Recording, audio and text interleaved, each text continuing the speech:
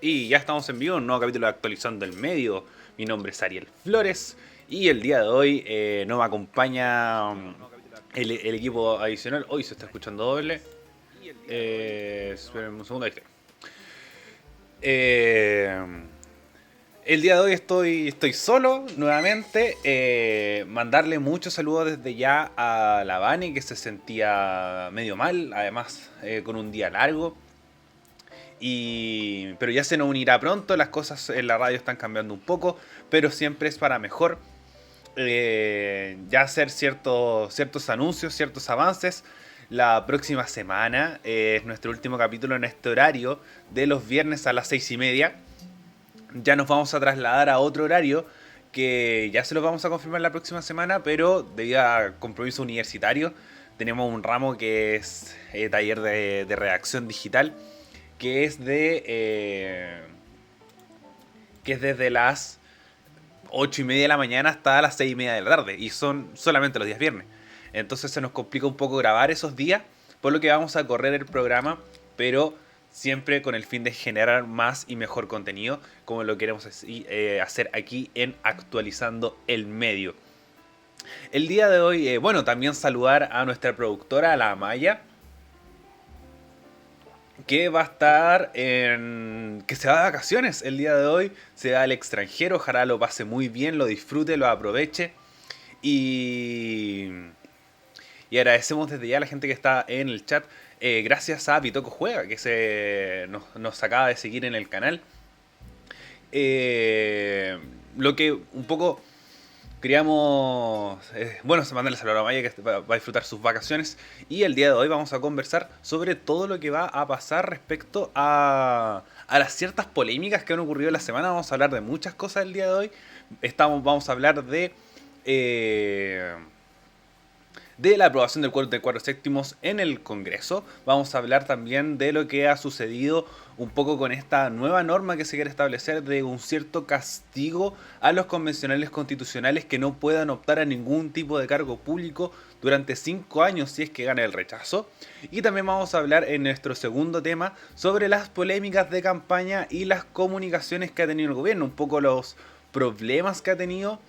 Por una parte tenemos las polémicas de campaña, para ir adelantando con lo que sucedió con Vlado Mirosevic y Carol Cariola uniéndose al equipo del apruebo, junto a Uneus, que es un abogado que estaba solamente encargado de este tema, y se abrió un poco el equipo y se unen los dos parlamentarios del bloque oficialista.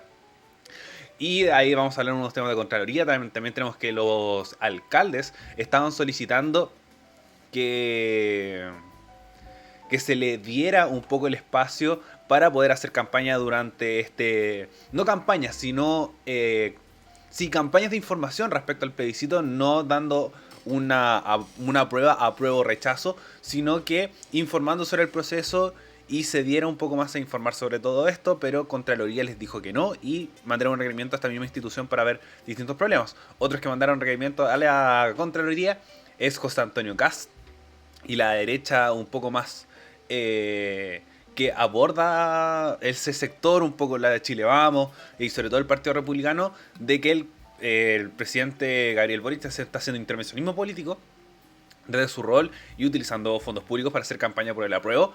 Eso también lo vamos a conversar, y después vamos a hablar sobre también otros hechos de comunicaciones, como el que pasó con Chayanne y también la llegada de Michelle Bachelet a Chile. Recuerden que pueden participar tanto en los comentarios de YouTube como acá en los comentarios de Twitch sobre todos estos temas que vamos a hablar el día de hoy, que es bastante variopinto el programa, pero vamos a partir primero con las informaciones respecto al quórum de 4/7 y todo lo que está pasando en el Congreso Nacional. Tenemos que en primera instancia el quórum de 4/7 fue un proyecto de ley que mandó el Congreso, principalmente senadores del rechazo, partiendo por Walker, Chaguán, Jimena Rincón, que Jimena Rincón fue la gran promotora de esta conversación, con apoyos de la Cámara de Diputados. Por ejemplo, Pamela Giles ha estado muy directa con este proyecto de ley. Entonces tenemos que estas instancias Saludo a Bitoco y dije, hola, te dejo en modo radio que estoy en la oficina todavía. Saludo a Bitoco que venimos conversando hartos años con él y qué bueno que se está uniendo aquí a Radio F5.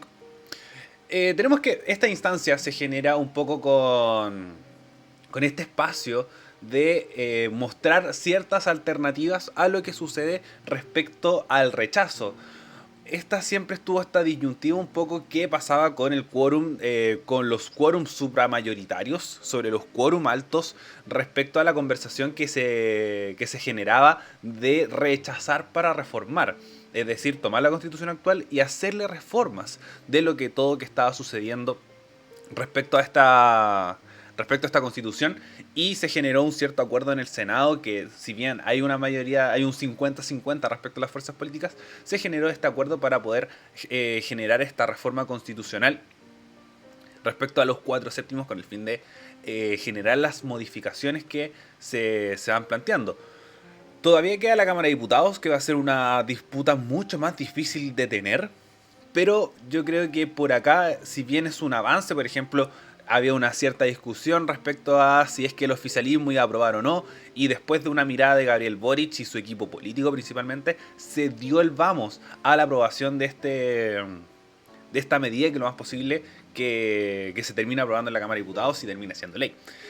¿Qué pasa con esto? ¿Es un golpe para el apruebo? Yo creo que sí. Yo creo que sí, como abre las ciertas posibilidades respecto a las conversaciones que uno pueda analizar respecto a que es menos difícil, sigue siendo muy difícil, 4/7 igual sigue siendo súper alto, pero ya es menos difícil hacer reformas a la actual constitución respecto a las cosas que vayan sucediendo. ¿Es un golpe letal? Yo creo que no. Aquí es donde van los cuestionamientos un poco de por qué no se hizo antes esto.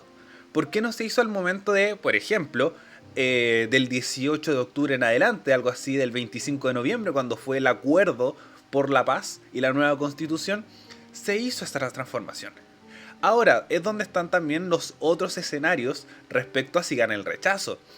Que es que si vemos esta situación, si vemos este establecimiento de las cosas, yo creo que se puede ir abordando de forma distinta.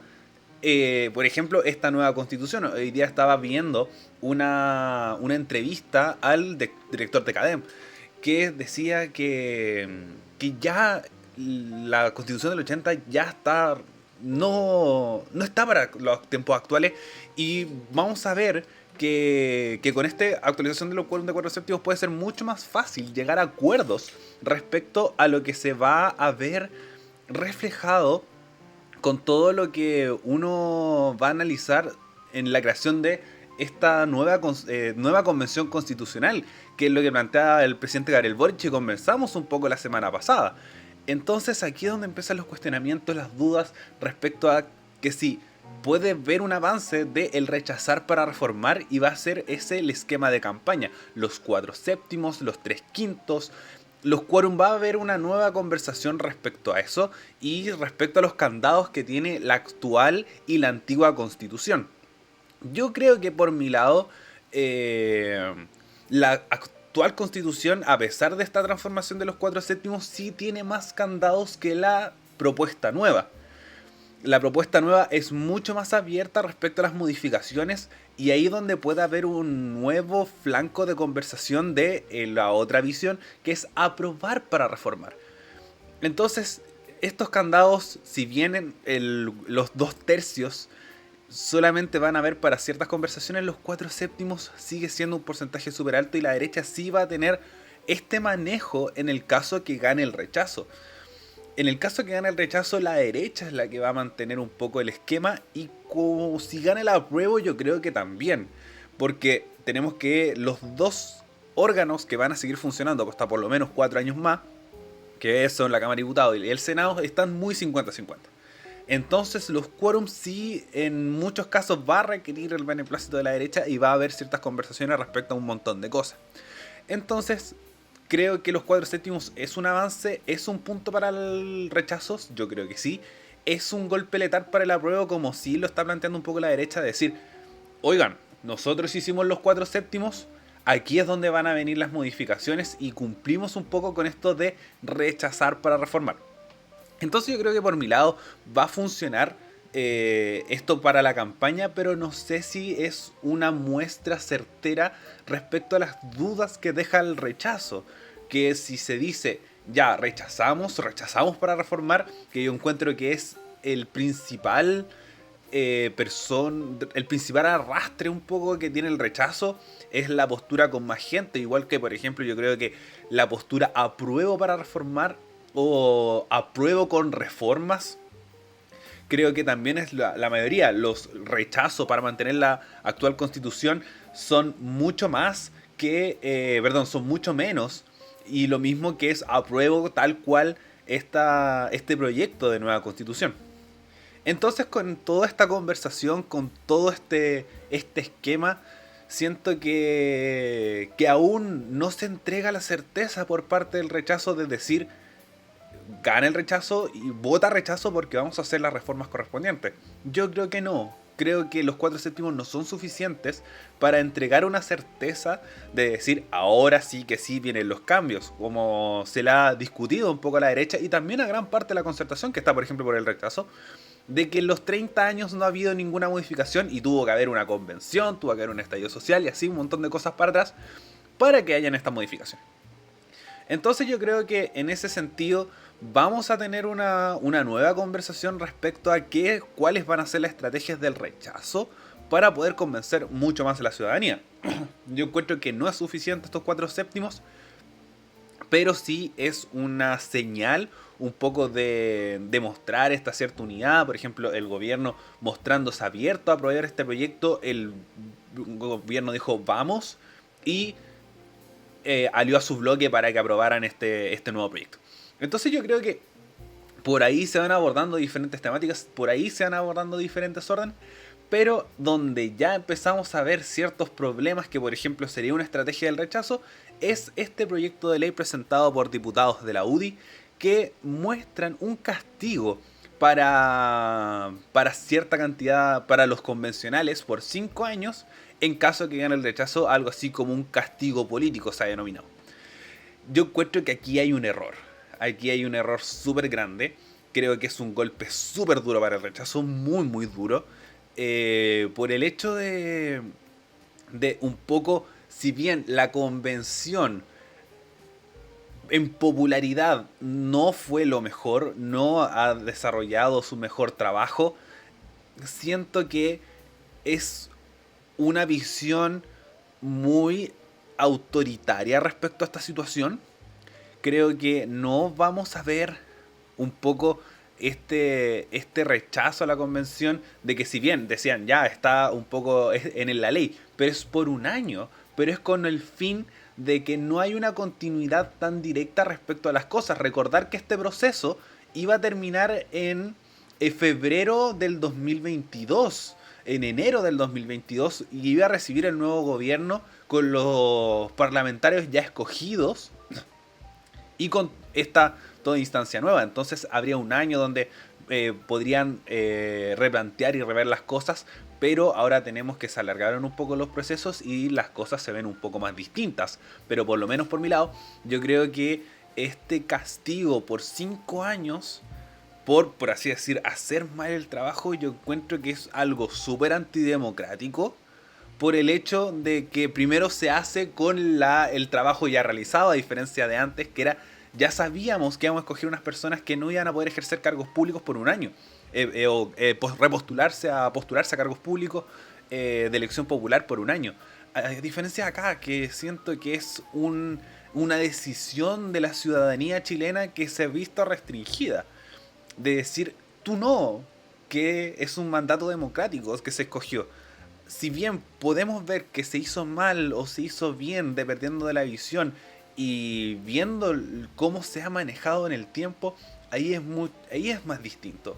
No sé qué opinan ustedes, chat, que respecto a este castigo un poco que se le entrega a los convencionales. ¿A usted le gustaba la convención? ¿No les gustó?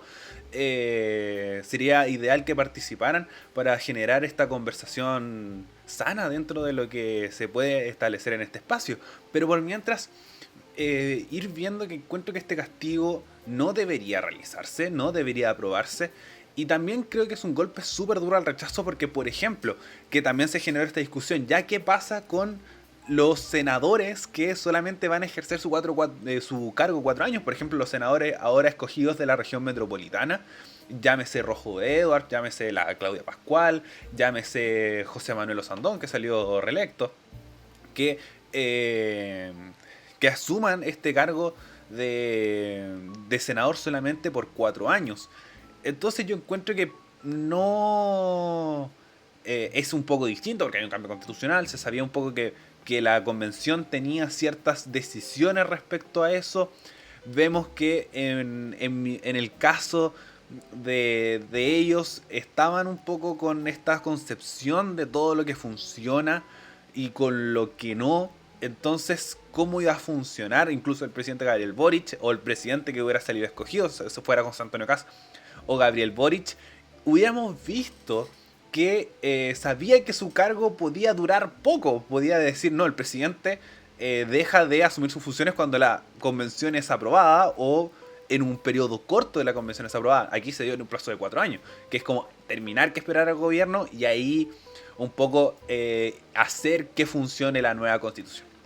Entonces, yo encuentro que este castigo es diferente por el hecho que es primero es un castigo, porque es en caso que gane el rechazo, no darle esta posibilidad porque la convención realizó mal su trabajo, etcétera, etcétera, etcétera, por el mandato ciudadano. Entonces, no veo con buenos ojos que se realice esto y además sería un golpe súper duro para el rechazo porque ¿qué pasa si hubiera sido al revés? ¿Qué pasa si hubiera dicho que los senadores que salen de su cargo no pueden repostularse por 5 años a, por ejemplo, las cámaras de las regiones? Hubiera generado un problema. Hubiera generado un problema súper, súper grande de lo que podríamos observar respecto a lo que funciona y lo que no. Respecto a lo que vamos manteniendo y lo que no. Entonces decir como no, esto es antidemocrático, es totalitario.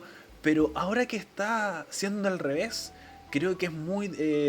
también debería ser igual de criticable. Yo hubiera criticado en el caso de la convención, dijera, no, ¿sabes qué? Nadie se puede repostular a ningún cargo por 5 o 6 años. Yo creo que está mal. Yo creo que está mal, el mandato democrático se tiene que respetar. Si bien me estoy comiendo un poco mis palabras respecto al Senado, porque, por ejemplo, yo voté en la región metropolitana, la senadora que escogí va solamente a ejercer por 4 años, cuando debería ser 8, por el fin del Senado. Entonces, yo creo que no va a funcionar un poco esta cierta norma. Pero al mismo tiempo es por una mejora democrática, es por una actualización democrática que yo también escogí anteriormente, que es una convención constitucional, que es un convencional que buscaba representar, en este caso, mis intereses y que los plasmé en la nueva constitución. Entonces yo creo que está mal el castigo si es aprobado o si los rostros un poco del rechazo como se lo toman como una bandera de lucha. Este proyecto de ley les puede ir mal y el rechazo puede perder varios puntos en las encuestas. Pero por ese lado, por el Congreso, tenemos que se mantienen un poco estas discusiones respecto a los 4 séptimos, que lo vamos a conversar en el caso de que sea aprobado, cómo lo van a utilizar como estrategia de campaña, cómo se va a establecer cierto orden, cierta estructura respecto a los 4 séptimos, por ejemplo, qué reformas constitucionales se pueden hacer. ¿Cómo lo vamos a ver si en el caso de que gane el apruebo, que gane el rechazo? También cómo lo ven las encuestas. Esta nueva estructura de que es un poco más cercano al rechazar para reformar con esta apertura de los 4 séptimos. Bueno, eso por el lado congresista. Ahora nos vamos a ir a la otra lista, que es un poco la que tiene más flancos para discutir, que es las polémicas de campaña y las comunicaciones del gobierno. Bueno, partamos un poco en orden. Primero las polémicas de campaña. Por un lado tenemos Esperan un segundo. Siempre hacemos estas pausas entre tema y tema para poder ordenar un poco las ideas. Eh, y vamos ahora a ir con el tema de las polémicas del gobierno y las comunicaciones, sobre todo del apruebo, del rechazo. No hemos visto...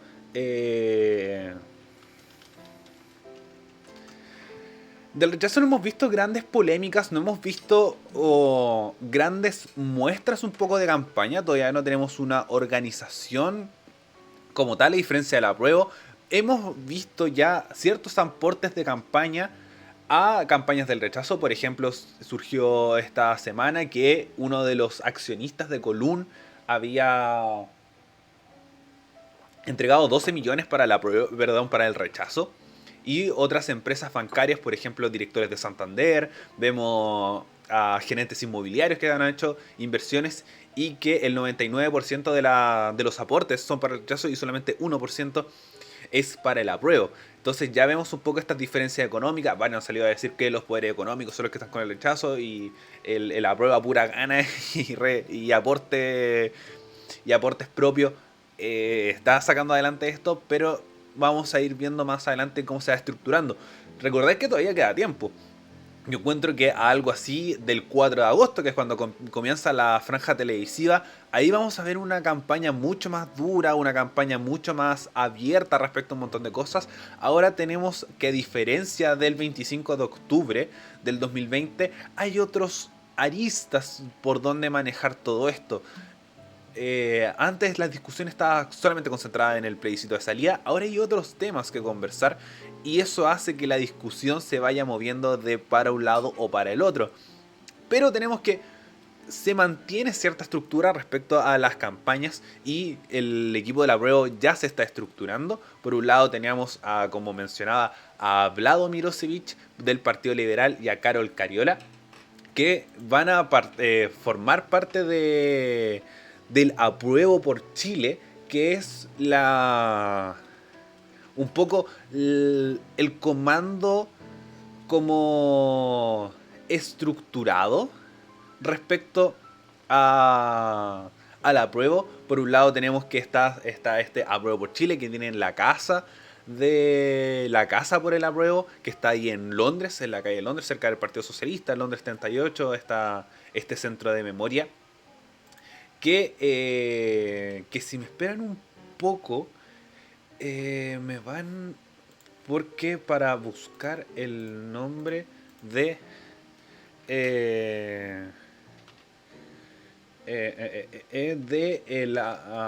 del abogado que es el principal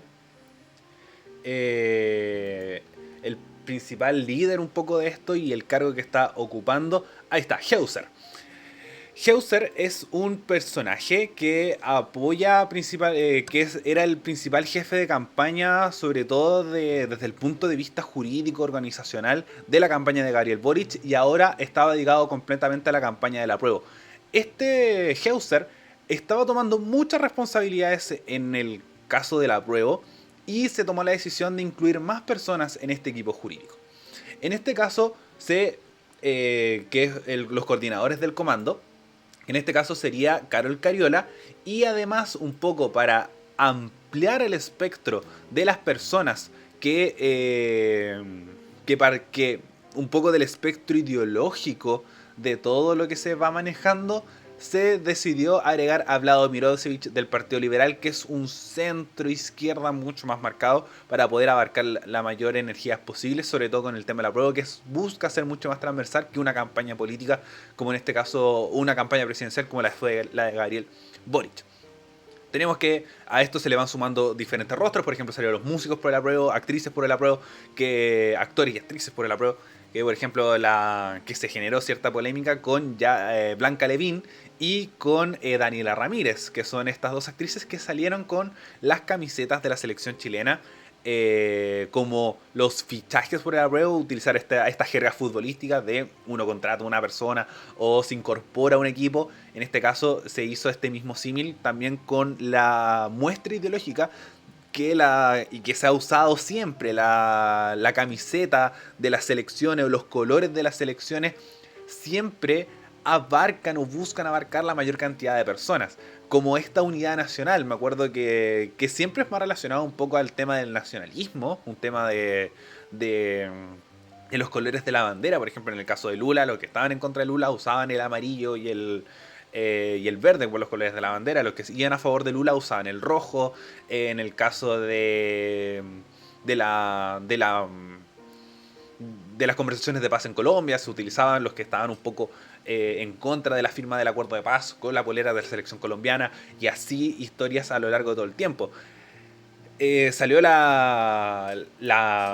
el Twitter oficial de la selección chilena a decir como no condenamos el uso de la camiseta de la selección chilena como imagen de campaña, que lo repudiamos totalmente, etcétera, etcétera, etcétera. Y salieron un poco también a mostrar las imágenes donde José Antonio Caz le entregó la camiseta de la selección chilena a Jair Bolsonaro, y también se ha visto diferentes muestras cuando, por ejemplo, figuras políticas vienen a Chile y se colocan la camiseta de la selección chilena, que ya tienen un enmarque político, de sea izquierda o de derecha, que genera cierto ruido. Se taparon las marcas, por supuesto, se utilizaron emblemas propios, teníamos la A de la prueba en el pecho, tapando el logo de Adidas. Entonces salió también Adidas a dar esta cierta declaración de decir no se utilice la camiseta de la selección chilena con fines políticos. Ahí también se utilizó otro discurso de campaña de decir, oye, pero ustedes no hicieron esto cuando, por ejemplo, se utilizó para el rechazo, cuando las personas iban a marchar con las poleras de la selección chilena, un poco para mostrar el patriotismo que este muestra. Entonces, por lo menos por mi lado, yo creo que no debería generarse esa polémica por esto. Creo que la selección ahí falló en ese sentido por el hecho de buscar la transversalidad. ¿Se puede utilizar las dos personas, los dos bandos, la camiseta de la selección chilena? Sí, porque es señal de unidad siempre. La política siempre ha utilizado la camiseta de la selección chilena para generar cierto para generar cierta unión. Por ejemplo, el año 98 había una crisis económica, el Chino Río hizo el que reflotara un poco todo esto. El 2015 también, cuando Chile ya habían ciertos tipos de movimientos sociales, sale la selección chilena campeona de la Copa América, y ahí se olvidaron un poco las cosas. Y así, el año 2004 con los medallistas de Atenas, con Masui González, y así un montón de cosas que se ven enmarcadas en el deporte y en la historia también. Recordar que en el año 78 se organizó el Mundial de Argentina en medio de una dictadura.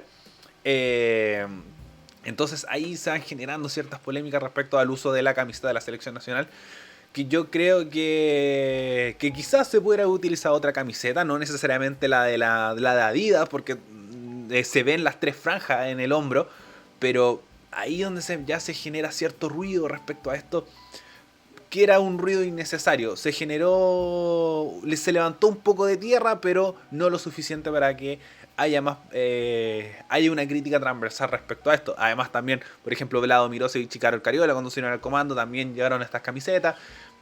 Entonces se genera un poco es mostrar esto. Bitoco dice, te iba a decir lo mismo, pero la lloradera por lo de Kaz y Milad y compañía, a mi gusto es jugar al empate. Sí, es un poco esta señal de ustedes también lo hicieron, ¿por qué no nosotros? Y ustedes no deberían utilizarla porque es de unidad nacional, y se genera un poco este cierto círculo de conversaciones que se ha enmarcado un poco esta conversación política, sobre todo en redes sociales, de decir, ustedes hacen lo mismo y nosotros también, y se genera un poco el bucle. Yo encuentro que ahí donde se va a marcar la diferencia es cómo se utiliza esta situación. Me gusta un poco esto de los fichajes, de decir, yo te entrego esta camiseta, la camiseta de la prueba. Se puede hacer algo nuevo para no generar polémica, no utilizar lo mismo de las tres rayas. Se sabe que un poco la camiseta roja con el escudo en el pecho es una camiseta deportiva. Entonces creo que ahí se la pudieron haber creado un poco más. Por lo menos fueron un poco más con un poco más vivo, colocando un poco el parche en el pecho, donde estaba el logo de Adidas. y se genera cierta estructura, cierto orden respecto a todo lo que está funcionando. Además, un poco, bueno, ahí se generó esa polémica, y otra que también se generó a partir de este mismo tema es el caso de Camilo Milosevic. José Antonio Cast tuiteó y Tomás Mochati también lo señaló en su programa, que Camilo Milosevic es el jefe de división jurídica de Contraloría. ¿Qué es Contraloría? Es, como lo hemos conversado anteriormente, es el órgano encargado de ver las platas y el uso de dineros por parte del Estado. Entonces tenemos que Contraloría tiene la jefa de dirección jurídica, que es Camilo Milosevic, hermano de Vlado Milosevic. Salió Contraloría un poco a apagar los humos respecto a esta situación. Por un lado, tenemos que Vlado Milosevic señaló que su hermano, y además por investigación propia, Camilo Milosevic está desde el año 2016 en este cargo.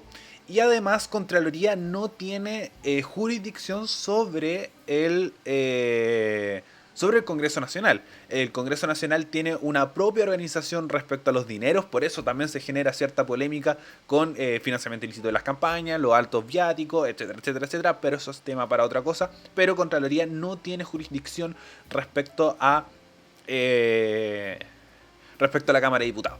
Entonces tenemos que ahí se desmarcó un poco esto, sobre todo con las duras críticas que hace Cast y Tomás Mochati, el director de Radio Bio Bio, que habría un conflicto de interés, habría corrupción, cuando yo encuentro que no es tan así. Son campañas políticas.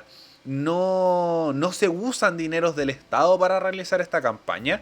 No hay una fiscalización directa, porque los encargados de fiscalizar las campañas es el CERVEL. El CERVEL es que un poco el que señalaría que habría cierto incumplimiento respecto, por ejemplo, a los gastos, respecto a ciertos temas, y además Vlado Milosevic estaría en un tema de organización de un comando que también, por ejemplo, forma parte Claudia Pizarro, que podríamos relacionar también directamente, porque Contraloría señaló que no está en la jurisdicción de las municipalidades informar sobre procesos políticos.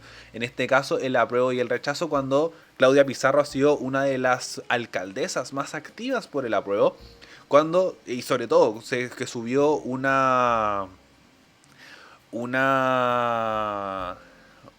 un video haciendo alusión al apruebo en sus redes sociales personales, un poco con la visión de la municipalidad. Entonces, ahí se generó también esta polémica. Después salió Gabriel Boric a señalar que las municipalidades deberían ser parte de este proceso democrático, porque también tiene una relación mucho más cercana con los vecinos. Es un proceso que creo que es muy importante, que se tiene que informar, y las municipalidades deben formar un rol fundamental, porque la relación directa entre una institución del Estado y los vecinos, la que tiene relación más directa son las municipalidades. Las municipalidades son las que tienen como más jurisdicción respecto al funcionamiento más que jurisdicción, más relación directa con los vecinos, más relación directa con actos políticos respecto a ciertas situaciones. Yo sí vi, por ejemplo, tanto de izquierda como de derecha haciendo campañas por los candidatos cuando ya habían sido electos, candidatos presidenciales, en mi caso la cisterna Joel Olmo, entonces, Joel Olmo de la Cisterna, tenemos en Vitacura, que también se ha hecho campaña por José Antonio Cast, en Las Condes lo mismo, y en otras municipalidades a lo largo de todo Chile. Estaba invitando solo el ejemplo de Santiago porque yo los vi. Entonces ahí un poco veíamos que se ha visto intervenir estas campañas, cuando yo encuentro que más que dar una opción, yo encuentro que es informar sobre el proceso, que en mi opinión es lo que ha hecho bien el gobierno, informar sobre el proceso. ¿Hacen pequeños guiños a la prueba? Sí. ¿Pueden ser criticables? Puede ser. Pero en ese sentido se enmarca dentro de una información. El presidente Gabriel Boric no ha dicho yo voto apruebo, yo voto rechazo, sino que dice que las dos opciones son válidas para generar esta conversación, y se han dedicado a informar. Creo que este mismo proceso lo tienen que hacer las municipalidades, porque sobre todo este proceso tiene que llegar a los lados más inhóspitos que siento que el poder central, el poder ejecutivo, no lo va a conseguir. Por un tema de que hay un montón de municipalidades, hay un montón de gente que vive en Chile y no se va a llegar a todos esos lados. Y encuentro que las municipalidades sí tienen que tener ese rol, sobre todo en este proceso. Quizás no en temas presidenciales, quizás no en temas parlamentarios y mucho menos de alcalde y concejales. Pero sí creo que en este proceso democrático del apruebo y el rechazo, de aprobar o rechazar una nueva constitución, informar, entregar las propuestas de nuevas constituciones, generar conversatorios organizados por las municipalidades para informar a la población, obviamente siempre mostrando los dos lados, invitando a gente de la prueba, invitando a gente del rechazo, convencionales ya están haciendo esa labor y creo que el apoyo de las municipalidades puede aportar mucho. Así que en ese caso Contraloría está cumpliendo su labor, pero creo que tiene que dar algo que ser conversado y reformado, sobre todo para este plebiscito. Entonces, volviendo un poco al tema inicial, tenemos que hay que tener en consideración que Camilo Milosevich, parte de Contraloría, no tiene tanta jurisdicción de todo lo que está funcionando con los comandos, con el apruebo, con el rechazo, que sí sería un problema en caso que habría una preferencia clara en el tema del poder ejecutivo. Pero no está siendo así. Pero obviamente es gente de partido oficialista y un poco hay un guiño más directo que Gabriel Boric o el gobierno de Gabriel Boric está muy cercano al apruebo. Eso no es innegable, pero lo que sí no tiene jurisdicción y los que se tienen que informar y los que tienen que velar por el funcionamiento correcto de las campañas es el CERVEL.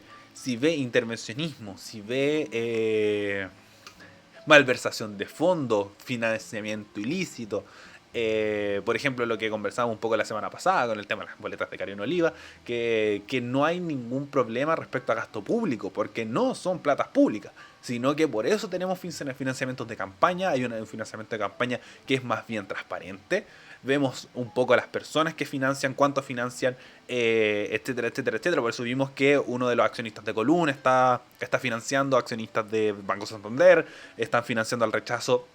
Y ahí se genera un poco la polémica de no consumir productos Column porque financian el rechazo. Y así verlo hacia atrás.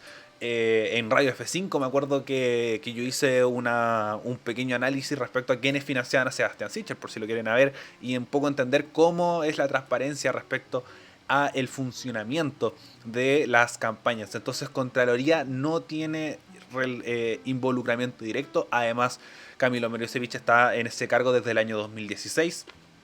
Lo que hace que antes que todo este proceso comenzara incluso. Entonces hay que tener ojo con eso respecto a las relaciones dentro de los gobiernos. Obviamente Bravo Milosevich además es alguien escogido democráticamente como diputado, no tanto en este caso que es alguien designado para organizar la campaña del comando más fuerte por el apruebo. Entonces yo encuentro que por mi lado no habría ningún problema con eso. Son dos buenos nombres, le van a aportar mucho a la prueba con mucha experiencia política. Carol Cariola tiene 2 periodos como parlamentaria, además de toda una carrera de política universitaria que le puede aportar mucho, y lo mismo Brado Milosevich. Además son sangre joven, que le pueden dar una visión distinta y además una visión muy cercana a lo que busca el apruebo.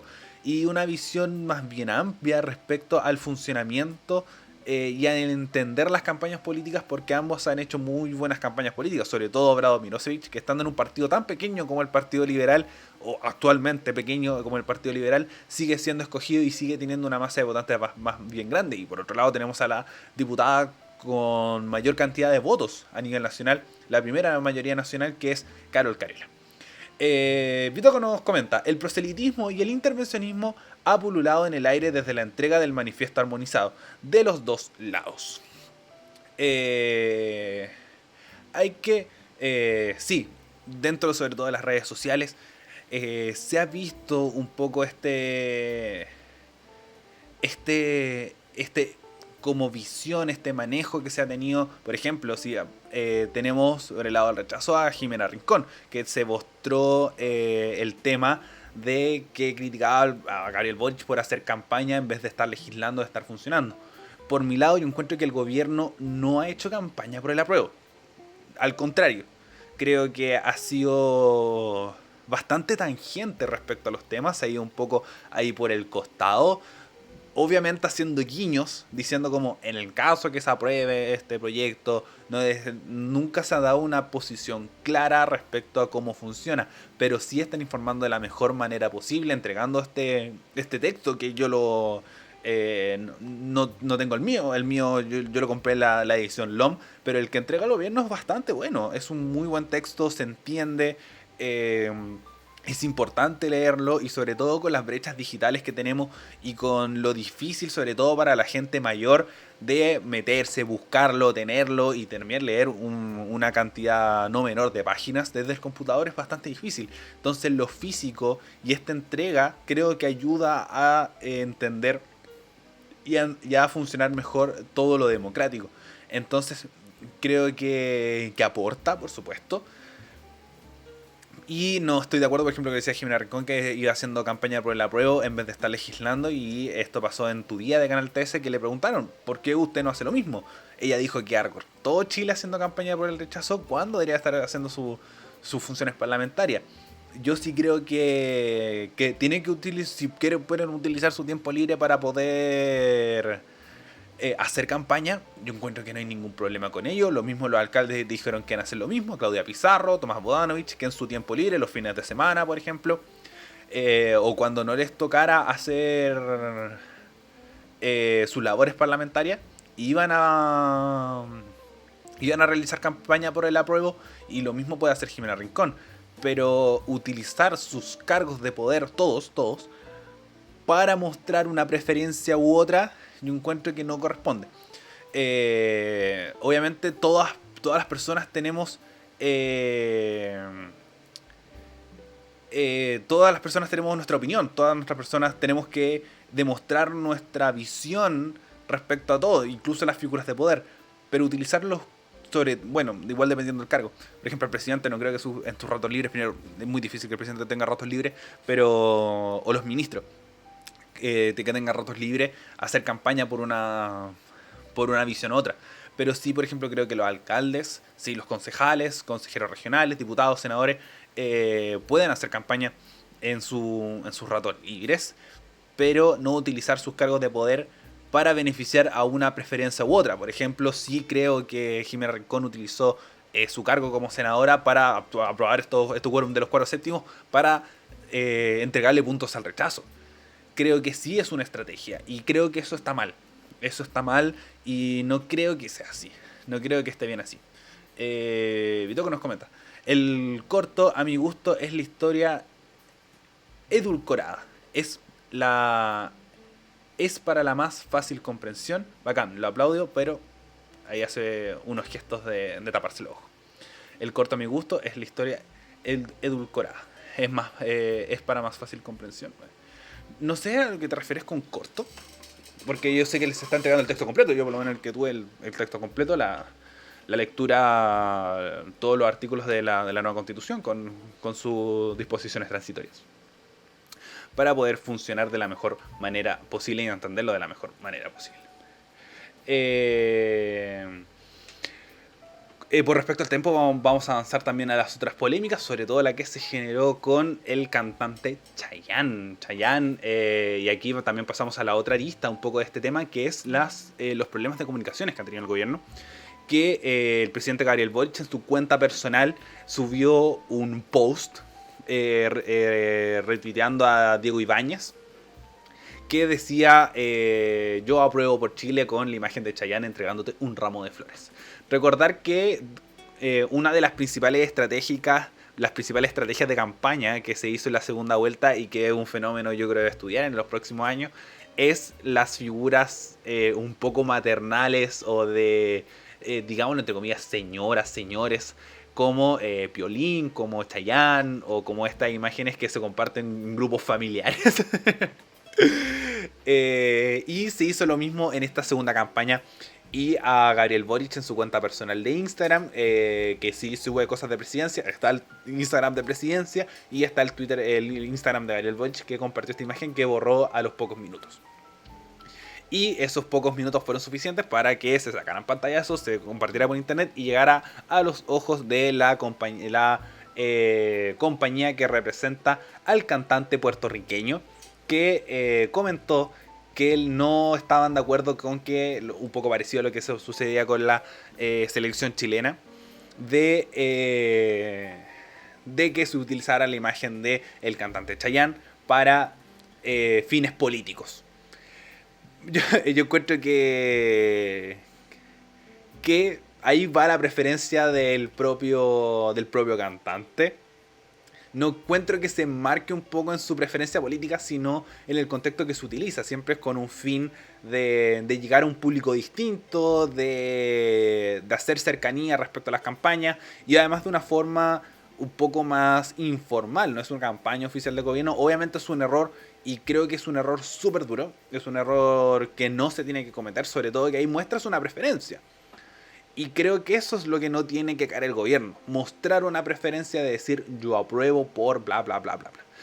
Yo encuentro que siempre se debe mantener neutro porque es el gobierno de todos y todas las chilenas. Lo hemos dicho en el programa desde el principio. No debía marcar una preferencia, pero sí beneficiar al proceso y que funcione de la mejor forma posible. Lo mismo decíamos con Piñera.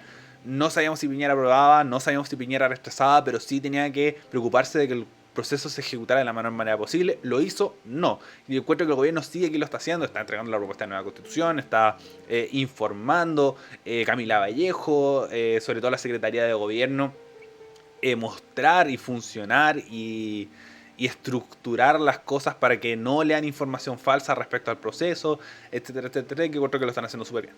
Donde cayeron en error ahora es con esta compartida de Gabriel Boric que se bajó inmediatamente. Ahí salió Chayanne y un poco se le cayó a la gente, decir no voy a volver a escuchar Chayanne, y ahora encontraron que era todo lo misógino que es lo que es, y son conversaciones que se han generado desde siempre. Pero es para lapidar a Chayanne. No, porque él nunca estuvo por el apruebo, nunca estuvo por el rechazo. Solo era una estructura y un funcionamiento de internet. Entonces, por mi lado, creo que se mostró esta cierta imagen y está en todo su derecho a establecer que no se le relacione con imágenes políticas, pero aquí es donde también va otra la discusión. Es una imagen que no es oficial del gobierno. No se utilizó a Chayanne, el gobierno no lo utilizó para poder hacer campaña. Lo mismo se hizo con Felipe Camiroaga. Me acuerdo que para el plebiscito, no, para la campaña de Gabriel Boric. También se utilizaron imágenes de Felipe Camiroaga y la familia dijo no se marca por ninguna preferencia política, etcétera, etcétera, etcétera. O Millara Viera, que se utilizó una canción de Gervasio para hacer campaña por el rechazo y Millara Viera dijo no quiero que se relacione a mi papá con las canciones del rechazo. Él no votaría rechazo. Al contrario, podría apruebo. Entonces ahí donde se marcan ciertas cosas y se marcan ciertas preferencias. Ahí donde tienen que salir los artistas, por ejemplo, que pasó con la campaña de Donald Trump, donde salieron los Rolling Stones a decir, oye, no quiero que se utilicen mis canciones en la campaña de Donald Trump. Porque yo no estoy de acuerdo con las preferencias que marca él. A diferencia un poco de amarillar un poco acá, de decir no en relación con ninguna postura política, ni izquierda ni derecha, ni de apruebo ni rechazo, ahí creo que se genera cierto problema, pero sí estoy de acuerdo con que siga, yo no quiero que se utilice mis canciones para este tipo de campañas.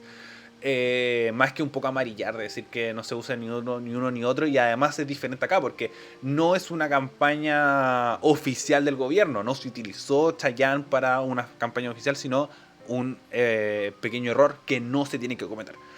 Y hablando de estos mismos errores que no se pueden cometer, tenemos que se generó otra polémica porque han salido varios comentarios de diferentes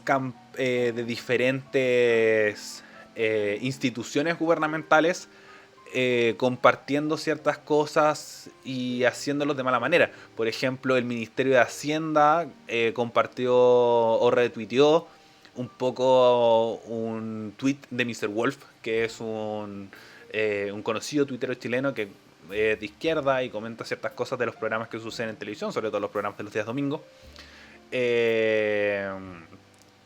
Sobre lo que conversaba el ministro Marcel respecto a la reforma tributaria, y se generó la polémica porque no correspondía a eso, porque era con un sesgo muy marcado que creo que decía Mario Marcel barrió el piso con Matías del Río, creo que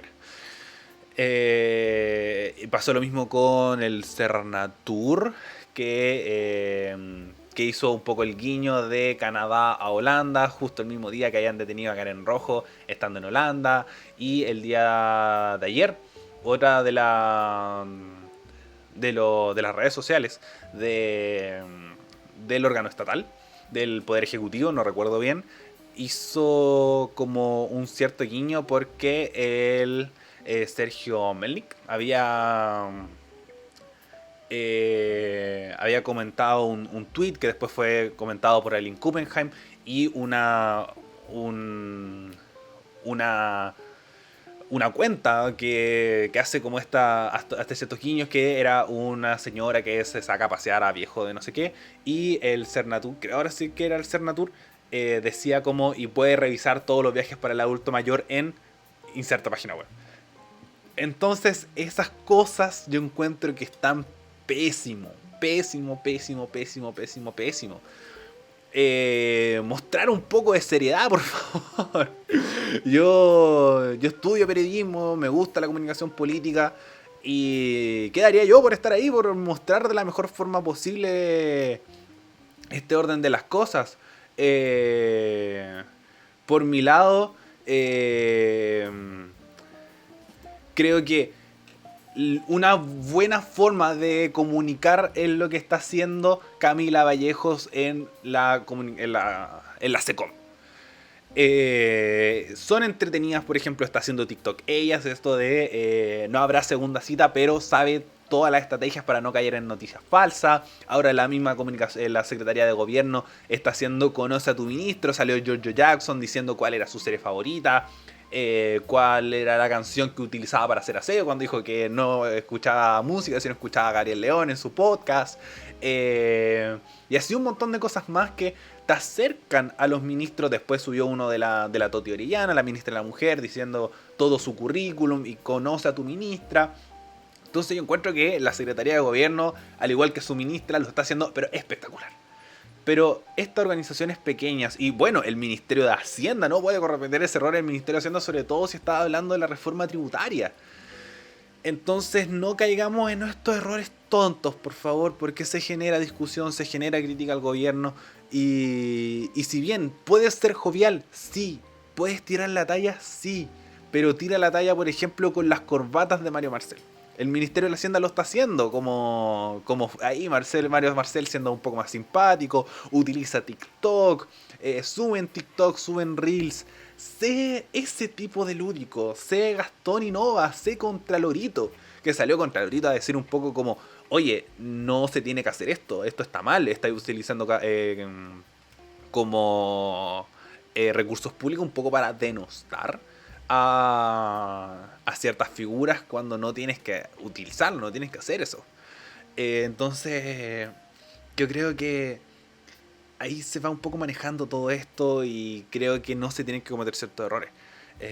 Tiene que haber una comunicación organizada, tiene que haber una comunicación estructurada, sobre todo en redes sociales que ahora son cada vez más importantes.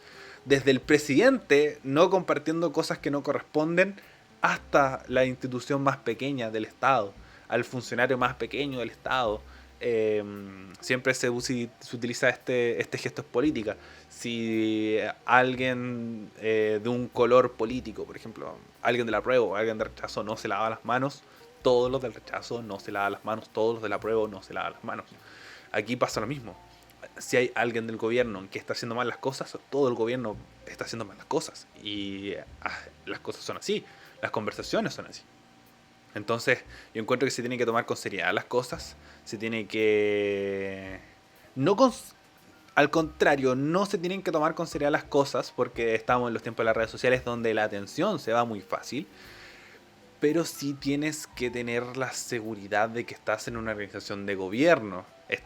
No es tu Instagram personal, no es tu Twitter personal, puedes hacerlo desde tu Twitter personal, pero no desde el gobierno, no desde el órgano, desde el nombre con una institución. No hay nombre y apellido en esto que sucedió durante esta semana. Creo que ocurrió el día de hoy. O el día de ayer. Entonces, siento que las comunicaciones del gobierno tienen que ser lo más importante que hay. Al principio se le criticó mucho a las comunicaciones, sobre todo a Isquia Siches. que no se expresaba bien, que no utilizaba las palabras correctas, cuando en política cada palabra cuenta, cada cosa cuenta. Entonces creo que hay que tener más cuidado con eso y tiene que haber un tirón de orejas general. Creo que la Secretaría de Comunicaciones, que es un poco el que se encarga de todo esto, tiene que empezar a estructurar, tiene que empezar a ordenar. Y creo que más allá de eso no debería seguir ampliándose esta situación y no volver a generar esta conversación respecto a lo que se genera otra polémica respecto a las comunicaciones o a las redes sociales de las organizaciones estatales, que no debería caerse en eso. No debería caerse en eso, sí debería ser entretenido. Por ejemplo, la Ministerio del Trabajo que hizo a través ¿cómo se llama este personaje del Ministerio del Trabajo? Que es como Travejita.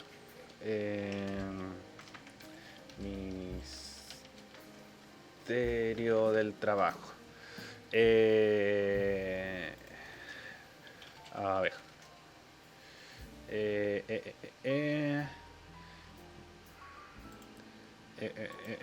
Den un segundo que esto es todo el programa en vivo. Si es que me pueden ayudar también en el chat del trabajo. Sí. Subsecretaría del Interior. Bueno, no aparece. Pero más allá de eso, es un nuevo personaje que surgió, que también da estas informaciones, el mismo Contralorito, que es el más conocido de todos, que se genera como este personaje que te puede explicar las cosas. Por ejemplo, está el más conocido de todos, Forestín, que te informa las cosas de la CONAF, es Segurito de la Asociación Chilena de Seguridad. Eso está bien, los personajes están bien, pero no buscar ese chistoso irónico a partir de cosas que generan cuentas de Twitter. No.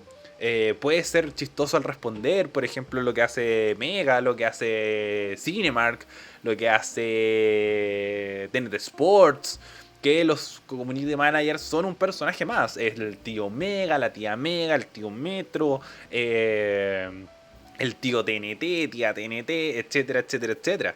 Puedes hacer eso, puedes ser el tío Cernaturno sin ningún problema, puede ser entretenido al responder. Pero no caer en eso, no caer en eso. Las comunicaciones es muy importante, sobre todo en un gobierno que ha sido su principal problema. Ha sido su principal problema comunicar las cosas. Y eso principalmente. Lo último que me queda en el tintero es lo que sucedió con Michelle Bachelet. Tenemos que Michelle Bachelet está en Chile, citando a Pablo Milanés, no es no es perfecta, pero es más cercana a lo que yo soñé. Que hace que se muestre como una figura del apruebo, siendo la primera expresidenta, el primer expresidente en presentar su preferencia ante el apruebo. Ricardo Lago estando en un punto muy medio, más cercano al votar blanco, votar nulo. Frei Montalva, Frei Ruiz Tagle, señalando que va a votar rechazo, y Sebastián Piñera sin aún mostrar su preferencia, pero que lo más posible es que rechace. Sobre todo por cómo ideológicamente está funcionando él y también su sector, o funcionó él cuando era político y también ahora y sobre todo su sector político. Entonces lo más posible es que rechace. Entonces tenemos a la Michelle Bachelet, que se reunió con Gabriel Boric el día de hoy, no, el día de ayer en la noche se reunió Michelle Bachelet con Gabriel Boric. Aún no se sacan tanto conclusiones de esa conversación. Michelle Bachelet está de vacaciones, está en una visita corta a su familia. Después se va a volver a Estados Unidos y estaba en Perú. Se le hizo la consulta y ella señaló que iba a ir por el apruebo.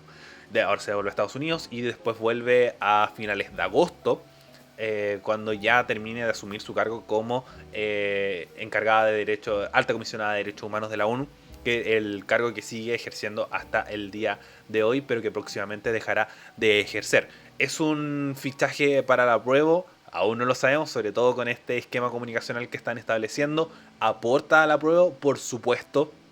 Si Michelle Bachelet no mostraba preferencia, iba a generar cierta duda, iba a generar cierta incomodidad, pero se mostraba cercana a la prueba desde, por ejemplo, cuando presentó por Gabriel Boric o en el plebiscito de entrada, pero que lo diga explícitamente, sobre todo con esta elección, que está mucho más incierta respecto a la prueba y el rechazo del 25 de octubre del 2020, hace que se genere cierta diferencia. Es una buena declaración, aporta mucho, sobre todo que se puede utilizar la figura de Bachelet, ahora sí, por ejemplo, para hacer campaña. Busca un grupo más de centro que sigue siendo muy viudo de Bachelet. No lo izquierdiza tanto, comillas, comillas, comillas, un poco la visión de la prueba, sino algo mucho más transversal. Se apodera un poco también del centro político que hemos conversado un poco en este programa, que teníamos a la extrema derecha con el Partido Republicano, a la derecha con Chile Vamos, al centro, ahora mucho más establecido con la concertación, sobre todo porque hay PPDs que aprueban, hay demócratas cristianos que rechazan, el Partido Socialista, hay, por ejemplo, socialista, pero nunca ha sido un rostro de la izquierda como Oscar Landerreche, que es del militante del Partido Socialista, y así. Bueno, el mismo Christian Barken, que supuestamente es alguien de izquierda. Entonces ahí es donde se genera un marco un poco más amplio, y después tenemos a Pro Dignidad y Unión Patriótica y ciertos grupos del Partido Comunista. Ya en la extrema izquierda. Entonces, Bachelet aporta a la campaña de la prueba. Creo que hasta ahora es el mejor fichaje que ha tenido cualquiera de las dos campañas. No creo que, por ejemplo, Lagos no está en ninguna de las dos. Si consigue que si él se establece por el rechazo, creo que va a ser también un súper buen fichaje. Hay muchos viudos de Lagos, hay muchas figuras que apoyan a Ricardo Lagos, entonces si va por el rechazo puede ser un muy buen fichaje. No creo que tan bueno como el de Bachelet, porque se tiene más recuerdos recientes de las acciones de Bachelet que las acciones de Lagos. Yo creo que el gobierno de Lagos ha envejecido súper mal. Y incluso se llega un poco, o cuando lanzó su carta, se genera esta conversación de que si es tan influyente Ricardo Lago, que con esta carta puede generar ciertos movimientos. Yo creo que no. En espectros políticos, tal vez sí, a diferencia de Michelle Bachelet. Yo sí encuentro que sí, Michelle Bachelet va a mover votos si hace campaña, lo que dudo, porque sigue siendo alta comisionada de derechos humanos, y cuando llegue a ser en agosto, a mediados de agosto, creo que prácticamente va a llegar a votar. Pero sí Horizonte Ciudadano, que sabemos que es su fundación, y hizo también harto movimiento político cuando Michelle Bachelet dio esta declaración. Así que eso, obviamente quedan algunas cosas en el tintero, ya tenemos la horita de programa. Muchas gracias por haberme acompañado, sobre todo a Bitoco, que estuvo ahí comentando a lo largo del programa.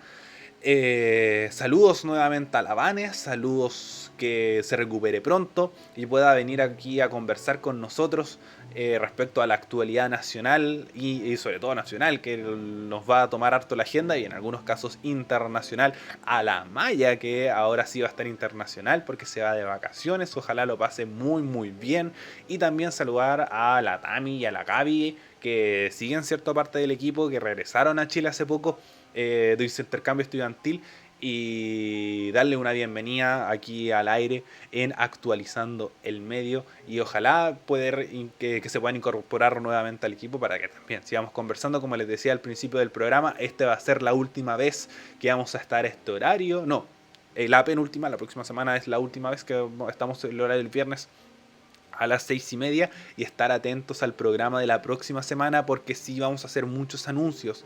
El mes de agosto va a estar muy cargado, el septiembre, para qué decir, sobre todo la primera semana de septiembre, que sería el plebiscito, va a estar muy cargada de cosas. Así que recuerden seguirnos en Twitch, twitch.tv /Radio F5. Recuerden compartirlo para que más gente lo pueda escuchar, también lo pueden escuchar diferido en YouTube, youtube.com/Radio F5, y también en Spotify como Radio F5.